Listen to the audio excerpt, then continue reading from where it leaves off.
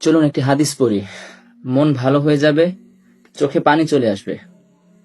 সহিহ বুখারী ৭৫০৭ নম্বর হাদিস।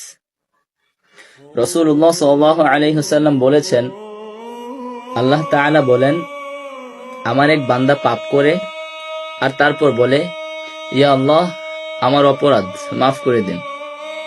তারপর আল্লাহ বলেন, আমার বান্দা গুনাহ করেছে আর এরপর বুঝতে পেরেছে তার এক রব রয়েছেন যিনি গুনাহের জন্য ক্ষমা করতে পারেন, আবার শাস্তিও দিতে পারেন। তখন আল্লাহ তাকে মাফ করে দেয়। সে পুনরায় পাপ করে আর বলে, ও আমার রব, আমার গুনাহ হয়ে গেছে, আপনি আমাকে ক্ষমা করে দিন।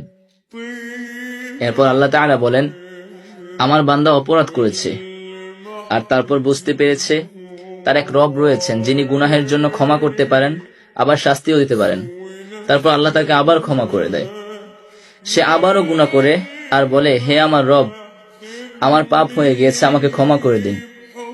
তারপর আল্লাহ তাআলা বলেন, আমার বান্দা গুনাহ করেছে আর এরপর বুঝতে পেরেছে তার এক রব রয়েছেন যিনি গুনাহের জন্য ক্ষমা করতে পারেন, আবার তার বিচারও করতে পারেন।